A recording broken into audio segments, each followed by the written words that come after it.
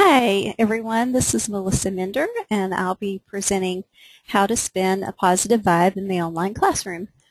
First of all, I just want to make sure that you all can hear me. So I've got everyone muted at the moment, but if you could just send a note to let me know that you can hear me, that would be great. You can put it in the chat box. It looks like we have a small group, just 7 folks. Great, thanks so much. I appreciate your attention. Alrighty, let's get going. Here's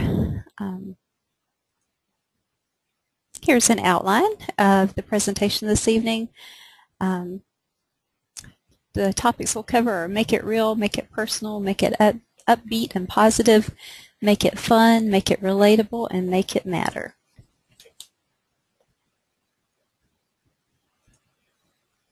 I thought I'd begin by making note of the books on the topic of positive psychology, which I reviewed while preparing for this training. Now, the presentation is not going to cover all of the materials found in these books, but I wanted to begin by just sharing the list of the books that I reviewed with you guys.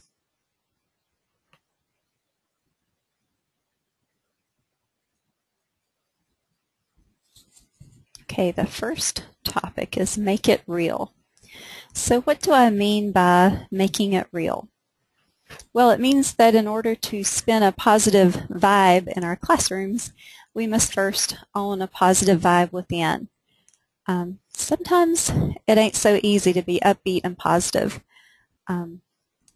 How can you do this when you feel like you're overwhelmed, spending way too much time at the computer, maybe not taking enough breaks, you're tired, wearied of questions, maybe tired of late assignments or argumentative students, etc., etc. Excuse me. So I want to talk about how do we go about accentuating the positive despite all this. Well, in reviewing several books on the topic of positive psychology, I was looking to see what the experts have to say about helping us to exude positivity, which will affect our classrooms. At the top of my list here is gratitude, and it seems that the very best kept secret of happiness or positivity is simply gratitude. Simply changing our focus towards things to be thankful for is very powerful. The theme of gratitude popped up over and over again in the books which I reviewed. One of the books I reviewed was particularly straightforward in introducing the methods of gaining a positive outlook, such as suggesting the keeping of a gratitude journal, noting at least 3 things you're thankful for each day. I thought that was a really cool idea, and it also resonated with another popular book which I read this past year. It was Anne Voskamp's 1,000 Gifts, and that book was wholly centered on the concept of just keeping a gratitude journal. Since this idea was touched on in every single book that I reviewed, I would say that it must be pretty effective. So I would suggest, why not give it a try? Just try jotting down 3 things a day that you're thankful for in an effort to gain a more positive outlook in general, so that you can help for yourself primarily, but that also rubs off in our classrooms and helps your classroom be more upbeat and positive. There are a lot of methods of keeping a journal. You can always just have a regular notebook, but also I have started just using the note-taking area on my smartphone. That's pretty cool because it's easy to just, when you have a few minutes, sit like you're in a waiting room or whatever on the run, but you have a minute to wait. Keeping a list there, or on your computer. There's all kinds of digital options for journaling, and Apple, of course, has several apps, as do the other smartphones.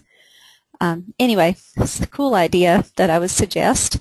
Another recurring theme in the books which I reviewed was the idea of dealing with negative thoughts, which at times seem to crowd out our thought life. Martin Seligman's book titled Learned Optimism introduced the importance of the concept of permanence as related to negative thoughts. And he basically noted that if we can somehow reframe the negatives into temporary rather than permanent, then our outlook will be changed. An example he provides in the book is diets never work, which sounds pretty permanent and rather discouraging, versus diets never work when you eat out. Now, for our online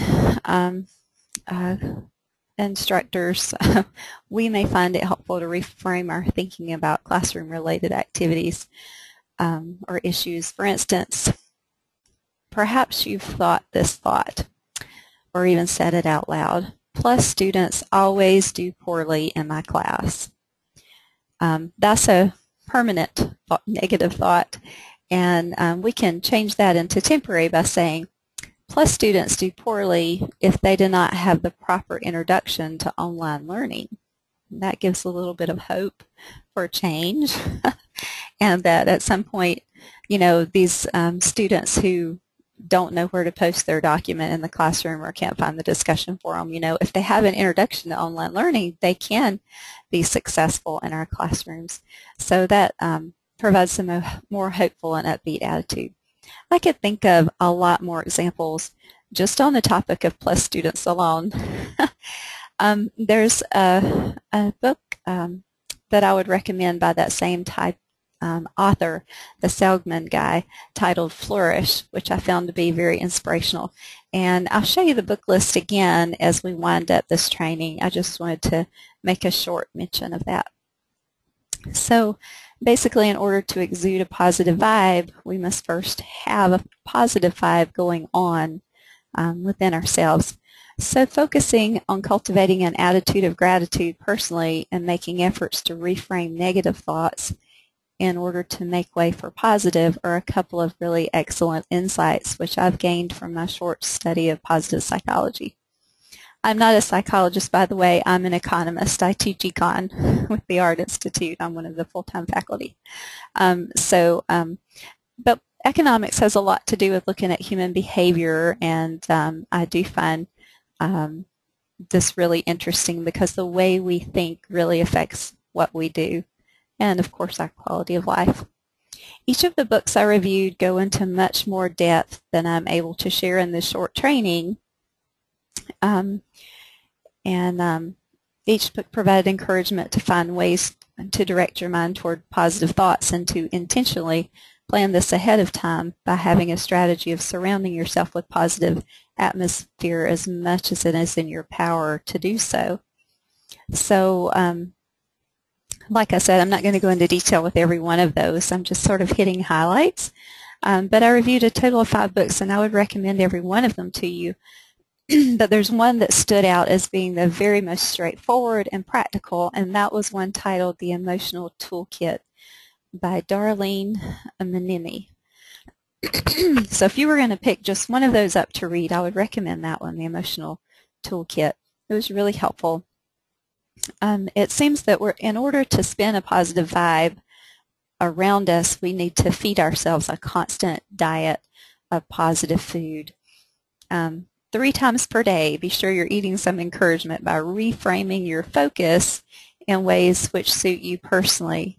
So speaking of focusing on the positive, which is on our list, reframing the negative is a wonderful help, as well as being, I think, intentionally thinking of things that you're thankful for or cultivating an attitude of gratitude. But then there's all sorts of practical things we can do to set ourselves up towards positivity. For instance, I have a little sign above my bedroom door, and it says, there is always, always, always something to be thankful for. So each morning as I'm dragging myself out of bed and headed out the door towards the bathroom, I'm seeing that sign. It helps a little bit if I take time to pay attention and actually read it. How about music in your office or home office? I love to have a background of classical music while I work. I'd encourage you to start your day off with some sort of positive, like devotional reading or proverb, that sort of a thing. There's apps for smartphone, of course, that make this easy as pie. I know I've got several on my phone that give me some notes of encouragement that I can just pick up anytime. I'm trying to avoid looking at the phone as soon as I get up in the morning, but yeah, throughout the day is something that's been helpful to me, to just pull out those apps and pick up a bit of encouragement. And then on the note of avoiding looking at the phone so early in the day, like it's right beside the bed usually because I use it for an alarm clock, avoiding negativity, or at least remembering to consume equal and opposite information is helpful in having a balance. I'm one who avoids the television news altogether, and I just so much repetitiveness and sensationalism, it drives me nuts. So I'm just pulling my news off the internet, and I feel like I have control over the information, or at least the way that I receive it that way. So think about what sorts of things you could plan to avoid in order to work on spinning a positive vibe both within and without. So if you guys would like to share, and I'm keeping everybody on mute just because there's so much background noise usually that it's maddening. We all have in the evenings things going on in our homes, or most of us do. I know that I have a dog and a cat that's usually running around in this room, and I had to throw the cat out so the dog would behave. But anyway, if you'd like to type in the chat area some things you do to help begin your day on a positive note, and be sure you click share with all so everybody can see. And if you guys have things to share, I'm going to pass it along. And I'll tell you, if you've ever led one of these meetings, you'll know that the little box where the comments come is so tiny and small, it's really hard to read. So once you start sharing, I may be a little slow to read, but I'm going to keep an eye out. But while you're thinking about that, I wanted to encourage you to think about the atmosphere in your home office and how you would kind of describe the ambiance of your office. Have you got it to a cheerful setting that you work in? I painted my office green because it was relaxing, because I find that work can be quite stressful sometimes, and try to keep the windows open as much as possible. Oh, Susie shared she does creative writing in a journal with coffee. Awesome. And then there's help family and friends, and it's so tiny I can't read your name. So I'm going to check it out. Let's see. Chelsea. Okay, thanks so much. Thanks, guys, for sharing. I really appreciate it.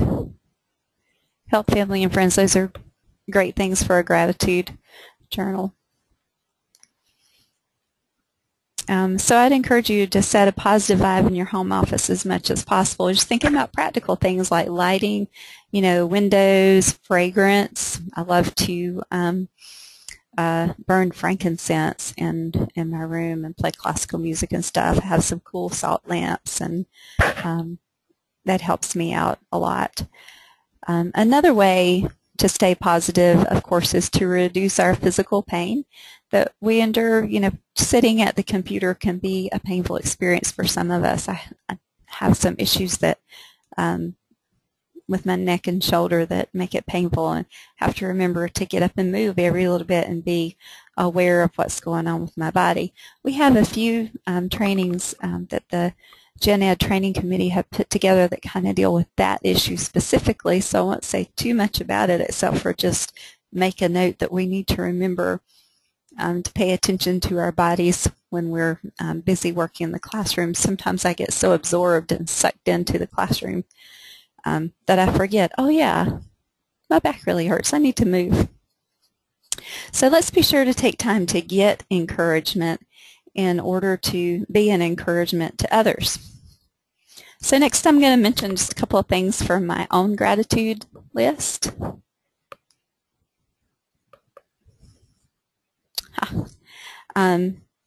Speaking of things I'm thankful for, I really like spring. We're in fall now. I like fall too, but I happen to have this beautiful pictures from a trip to Holland, Michigan, of the tulips there. And it just reminds me of the glory of the great outdoors, and I'm a big fan of flowers. And I try to go outside for a walk a few times a day to break up the monotony of work and just get my body out of the kinks. So feel free to continue to share with the group things you're thankful for or ideas you have. And I'm going to move on. Here's another thing I'm thankful for. This is my granddaughter. Couldn't pass up sharing a picture of her. I love being a granny. Next note is make it personal. So here's an opportunity to retrain our thinking. I find that it's very easy for me. Oh, I went back to the baby. Imagine that. One moment. I find that it's very easy to think of my students as simply names that appear on my roster for 5.5 weeks. Oh, and thanks for the compliments about my green baby. And yeah, children, right? Children are great. Just the top of my list probably for gratitude journal. Thanks so much, guys. But I find it really easy, you know, when I'm in the classroom to just think about the names on my roster as just names on my roster and not really like human beings. And human beings that are working really hard to better themselves and making a contribution to society, you really have to work hard about focusing and remembering that students are people too, because sometimes it just seems like the classroom is just something I need to get through so I can go on with life. And I guess we all think of all sorts of work that way, but when we're dealing with people, we need to remember that they are people. And when names in the classroom become actual people in my mind, I remember that these 5.5 weeks spent with these folks is an opportunity to pour knowledge and maybe even wisdom into their lives that they can pass along to others. And anything we can do to help ourselves really see our students is going to be really helpful. In that same vein, any way in which we can personalize our classrooms to give our students a glimpse of our own humanity is going to be really helpful as well.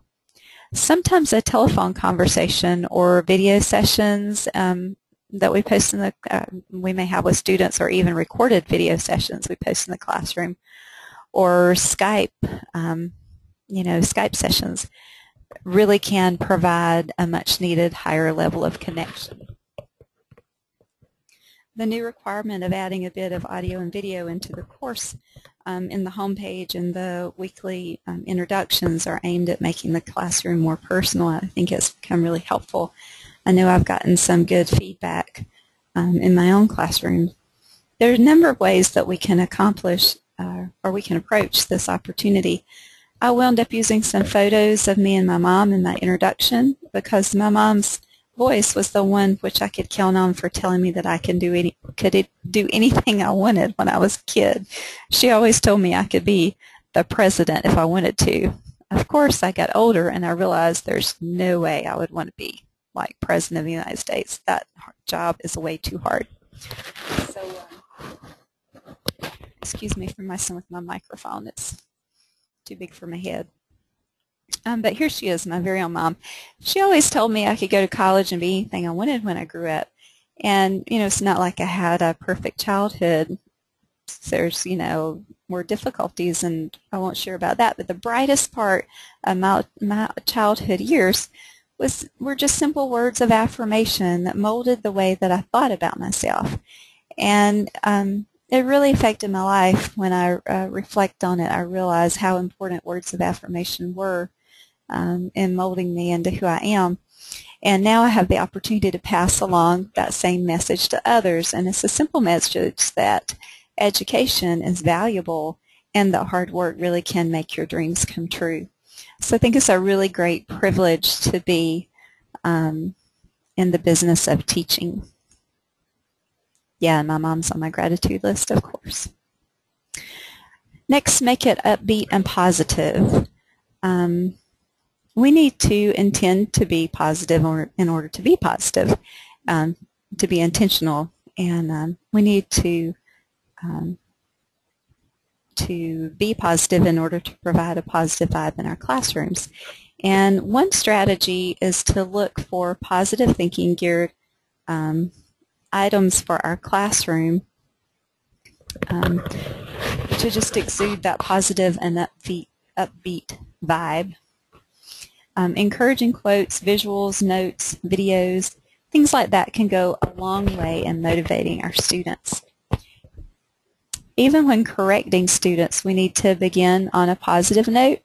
And I think you guys, all of you, don't know how long you all have been with the Art Institute of Pittsburgh Online, but I know with my training in the online division, there was a lot of emphasis on beginning on a positive note and closing on a positive note, so that you leave a tone of hopeful expectation that your student will succeed. I'm sure you've heard this before, but we need to continue to remember to build sandwiches for our students.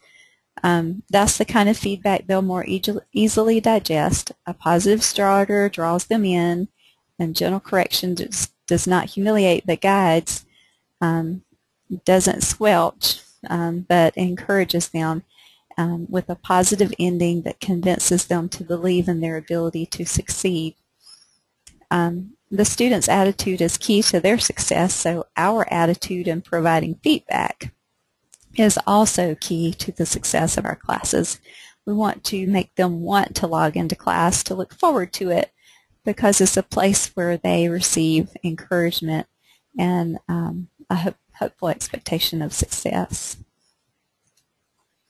And there's an example of a simple sandwich feedback, just thanking the student and providing some good comments, and then making note that I was also looking for an article from the news, and then again a complimentary ending and a note of gratitude at the end.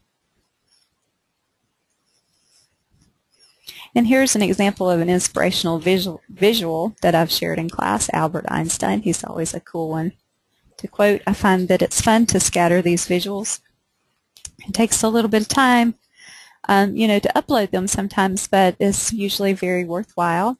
And we just need to be sure that we're not infringing any copyright law. And I found a site there, personaldevelopmentwisdom.com, I believe, had some copyright-free visuals that I was able to pick up. And it's also fun to sprinkle your classroom with motivational quotes.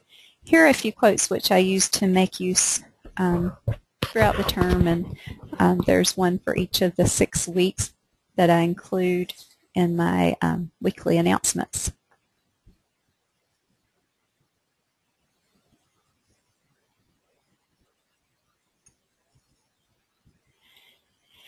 And also, it can be helpful to send out an email during the term with some encouraging content, just to give those folks who are struggling a reason to believe that they should not give up. It doesn't need to do anything to do. It doesn't need to have anything to do with the course content. It can be just pure encouragement. And in a recent class, I sent out an email to my students around the midterm to encourage them to never give up. And it included an article about Dr. Ben Carson's life and how education made such a huge difference in his life for the better. There's also a movie out about his life titled Gifted Hands that I really have been encouraged by, and I love to share it with students that are more local, that I can actually pass a video to or just recommend it to students. It's one I've bought and given out to students around here in my local area. But anyhow, in this particular class, one of my students responded to my message by sharing a note that she carries around in her pocket with her at all times. And it's a poem that her grandmother shared with her many years ago by an unknown author. And with the student's permission, I passed the poem along to the class, and now I'm passing it to you. It's the Don't Quit poem. And by the way, one of the results of sending out these 2 simple encouraging emails was that a student who had been absent from the class for 2 full weeks reached out to me to explain that her mom was going through chemo treatments for a recently discovered cancer evidently was discovered like at the beginning of the term. And the student had just been overwhelmed by depression and worry, and receiving those notes gave her the motivation and encouragement to reach out to see if there was any way I would allow her to continue in the course, and she wound up passing and doing quite well. So that little effort of just pure encouragement was really fruitful. So I would encourage you to think about doing those sorts of things, not just stay with the curriculum, but throw some encouragement at them now and then. And then make it fun. So we all know that no one likes to be forced to learn something that's boring. I hope you're not finding this training, for instance, to be boring. So our coursework doesn't really have to be boring. We can jazz it up and make it fun by finding fun resources like short videos, cartoons, etc., to add color and interest whenever possible. There may be interactive exercises that could be added to your course, or perhaps fun little video segments that highlight course concepts. I found a lot of good stuff on YouTube for my econ classes, and one of the topics we cover in econ class is the law of diminishing marginal utility. It's basically the law that says that as you continue to consume additional units of something, each additional unit provides a little bit less enjoyment than the previous unit. So you can think of eating potato chips one after the other, you know, and eventually that next potato chip is really not as exciting as the previous one. So to illustrate the topic, I really enjoy sharing a video clip of the classic I Love Lucy episode where Lucy and Ethel are working at a chocolate factory. Do you guys remember that one? Well, as you recall, the girls wind up eating chocolate as fast as they can to keep up with the conveyor belt. And I remember as a kid just laughing my head off about it. I asked students if they think that Lucy and Ethel experienced this law of diminishing marginal utility. And it's always a hit with my students. It's just something fun. It connects with the concept that we're talking about. And when we dig, we can find lots of things like that out there that will apply to any discipline. So on a more personal note, we need to be sure that we take time to have fun in order to be fun. You know, to be fun in our classrooms, it's kind of important that we just have fun, you know, in life. So what was the last thing that you did that was just pure fun? Are you willing to share? I'd love to see you guys share just some things that you've done recently that were just fun.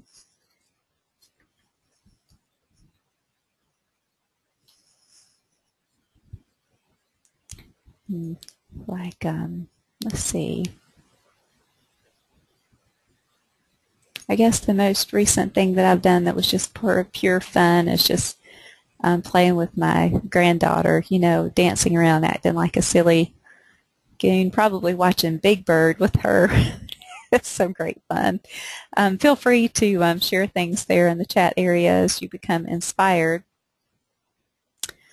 I'm going to move along. I wonder if any of you guys are familiar with Kid President. Oh, somebody mentioned going to the zoo was fun. Awesome. I'm a big zoo fan too. If you haven't done something fun lately, I would encourage you to think of something fun to do and just go out and do it. I know last year for my birthday, that's what I said to my husband. All I want to do is go to the zoo and just be like a kid. That was before I had a grandchild to take to the zoo. But yeah, we adults need to break out and have fun every now and then too. And if you haven't heard of Kid President, I'm just gonna it never works when I click on the link in my PowerPoints. So what I'm gonna do is just break out of this for a second. If I can figure out how to get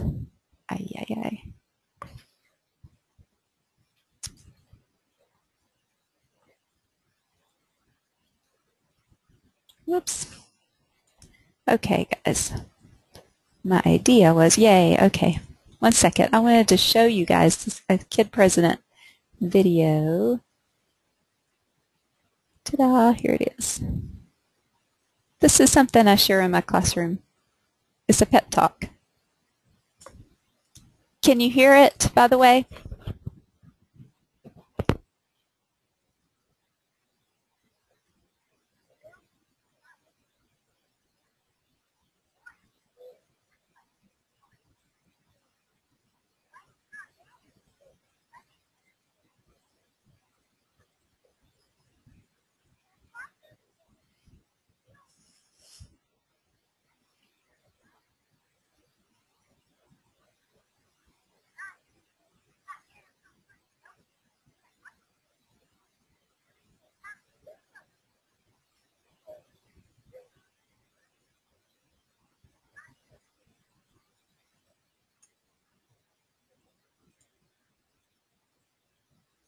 Okay, so I had a note that there was no sound there, but I would encourage you to do a Google search for Kid President. Thanks, Chelsea, for letting me know that you couldn't hear. It's a really fun pep talk video. Okay, great. Yeah, take a note and remind yourself to Google Kid President, because this kid has made several videos that you can find on YouTube, and they're really awesome. And the one that's just a simple pep talk video is just one you can watch over and over again. It's just so encouraging. Like at the beginning, he tells you, don't be boring. And yeah, we don't want to be boring, and we don't want our students to be boring. And just, something that's different, that provides a bit of encouragement. And we have students that are working full-time jobs, or maybe working 2 jobs, and taking classes. Maybe they've got kids they're caring for, and life can be really hard. And everybody needs a pep talk every now and then. I have really enjoyed sharing this particular resource in my class, and I always get good feedback. And there's actually a pep talk for teachers too that you could watch just for yourself. I think it's for teachers and students. So check out YouTube for Kid President. Next, make it relatable. In order for students to relate to course concepts, we need to find ways to connect the student's own life experience by pulling in current events that are interesting. The biography assignment from week 1 really contains a wealth of information about our students and their interests even beyond their professional aspirations. So some love to snowboard, some dance, some cook. Even those who aren't culinary students may have a great love of cooking. Some will relate every single discussion board topic to video games. I know you have those because I have lots of those. So I try to pick up on these and notice related happenings in the news, for instance, that might relate to the course concepts. And just I keep a file, links to news articles that I can share in the classroom that have to do with the varied interest. And then on a more personal note, I would encourage you to take time to pursue your own interest in order to be interesting. We want our classrooms to be interesting, but we want our own lives to be interesting, and we want to, think to ourselves, we're interesting people. So think, what have you read or done recently that was simply in the pursuit of your own genuine interest, spurred by your own personal passion or curiosity? Feel free to share that stuff in the chat area if you want to, and I'll share with the group. But sometimes I get so busy with just the routines of life and teaching responsibilities and parenting, grandparenting responsibilities and things like that, that I just forget to take time to do the things that I just enjoy, the stuff that's fun, the stuff that I find really interesting. Like, I really love to cook and I really love to travel. I like to read. I'm one of those people who likes to read recipe books. I know some people think that's really weird, but I collect cookbooks. So anything on the topic of cooking or on traveling, especially to Asia, always catches my eye. News about business in China captures my interest, and I share those sorts of things with my students, whether or not they're interested. And anyway, another thing that I notice is if I have international students in the class to sort of pay attention to what's going on in the news. You know, my class is econ, so it's pretty easy to find stuff going on in the news that is mentioning economics in these different countries. So I'm not trying to come up with a bunch more work for us all to do, but I'm just saying that as we are reading through the news, you know, scrolling through the internet, looking at news, or maybe you watch the nightly news, or even read the newspaper, just make little mental notes of the topics that you could connect with your students about based upon their own personal interest. And I wanted to just show you quick enough. Probably would just leave it at just showing you the link there. For instance, I found an article about how much does it cost to make cookies, which was fun for my culinary students to see. I also have the opportunity every now and then to teach one of the math classes with the Art Institute, and I did a lot of quantitative work in graduate school, and I really love to get to teach math every now and then. So that was a fun thing to share in math class with people who were looking forward to working on their culinary degrees. And then as the picture shows there, that's a construction. I had a student that was in construction business and intended to stay in the construction business. I do not really remember what his major course of study was, but he landed in my math class. And it was really cool. I found a website that just focused on construction math. But when communicating concepts to our students, we need to make an effort to connect to their career and personal interest. And if we can take time to keep files of articles about those different professions or interests, that's really helpful. And we can also do real-life research by just being more aware and taking time to put ourselves in those students' shoes just when we're out and about. For instance, the things that are important to the culinary industry. Well, when we go out to eat, every meal is like a field trip into their lives. You know, I love fine dining myself. Of course, I don't get to do it as often as I like, but even a meal out at a fast food restaurant is something that we could notice things and make mention. There's a lot about Chipotle in the news recently. The whole idea of organics and the hormone-free food and that sort of stuff has been fun stuff to talk about with culinary students in econ class. How about fashion majors? We notice trends when we go shopping, graphic design where there's logos all around. So I would encourage you to learn something about the various disciplines that the Art Institute offers.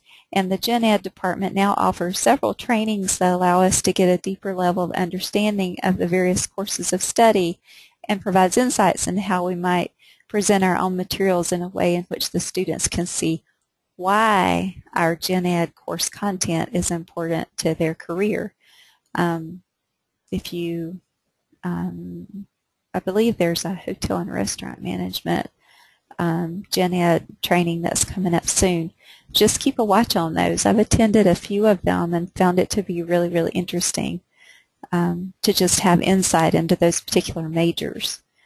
And I mentioned to you already about the construction, and the Art Institute has really great online library. It's got lots of fun resources like magazines and stuff that we can dig in and enjoy. I don't know if you ever take the time to do that. I don't do it as often as I like, but there's just an enormous amount of really cool stuff in that library that we can just enjoy for our personal interest. Here's another example of something I share in econ class, or have shared for my fashion majors, and that is royal wedding economics. I found an article that discussed the royal wedding and also about the royal baby. That was a fun thing to share and talk about. And I mentioned that I found a construction math website, and also I found one that was on culinary math, a video. So those were fun when I was teaching math. Right now I'm back to all econ. So as we wind up this presentation, I wanted to take a moment to think of a few songs that give off a negative vibe. A couple of country songs come to mind for me. Do any of you remember the song "You Picked a Fine Time to Leave Me, Lucille" by Kenny Rogers? That song is, just kind of a downer, kind of depressing. And to me, the most depressing song is, well, when I grew up, you guys, I was living in North Carolina. We listened to country music. So this was what I heard. This really depressing song titled "He Stopped Loving Her Today" by George Jones. Oh my goodness, it just always made me feel so depressed. As a matter of fact, I finally woke up and realized I needed to stop listening to country music because it was depressing in general. There's also a couple of songs at weddings that just kind of make me feel sick to my stomach. And it's because I think they remind me of when so many times I had to be a bridesmaid when I was growing up because I had so many cousins. And when I was standing there, holding my flower, I felt nauseated and nervous. And so those songs just wipe me out. Do you have any songs that bring you down that you'd like to share? If you can think of them, share in the chat. That would be fun. If you share, I will pass it along to the group. I'm not seeing anything yet. Feel free to go ahead and share it if something pops into your mind, and I'll keep an eye on the chat box. But then also on the opposite side, I want to think about positive songs and how they make you feel. We're talking about spinning a vibe. Somebody shared "The Dance" by Garth Brooks. Thanks. Thanks, John. Another country music lover. Yeah, upbeat songs. When I'm around my granddaughter, this song comes to my mind almost every time she's around. I start singing that song from The Sound of Music, My Favorite Things, and a lot of nursery rhymes and Sesame Street stuff's coming to mind. So any more upbeat songs? Banana Pancakes. Hey, that's not one I'm not really familiar with. It sounds encouraging. Thanks, Chelsea. I'll have to look that one up.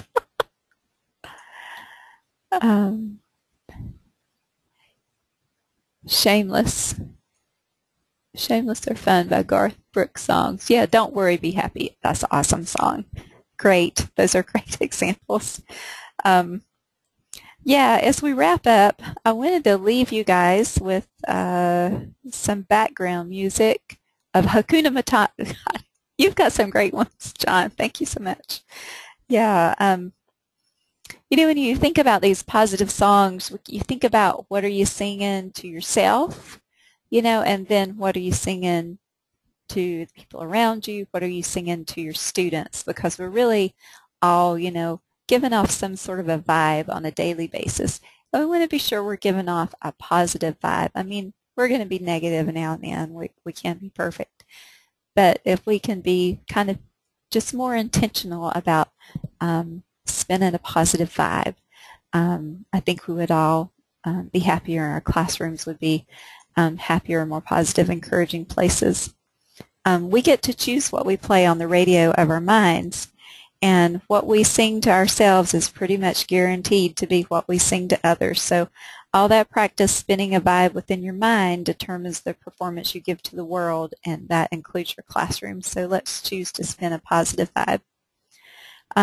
Next I'm going to show you the bibliography list, and then we'll land on a reminder regarding the necessity of taking the list in order to receive credit for the class. But while we're doing that, I'm going to see if I can get to the song that I wanted to get to. And I must apologize. Whenever I do these trainings, I'm always using my laptop. I normally use a desktop, but the speaker will not work for whatever reason with my, hallelujah, it worked finally, with my desktop. So then here I am with the laptop trying to get things to go, but here's one maybe you haven't heard in a while, accentuate the positive. I hope you'll actually be able to hear this. We shall see. I'm going to get Aretha going on accentuate the positive.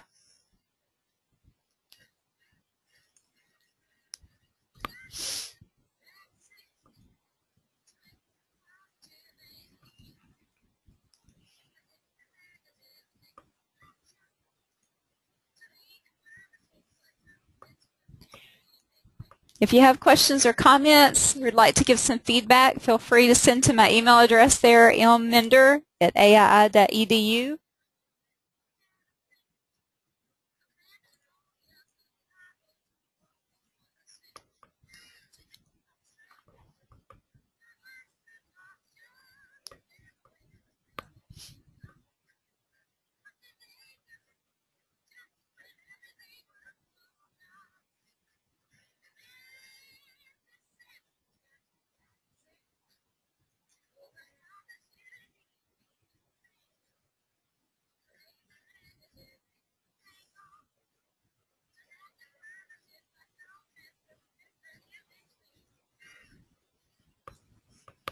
Okay, guys, don't forget to take the quiz in eCollege, and it should be the course title there that you see is listed, the Gen Ed Training Committee, and your course list.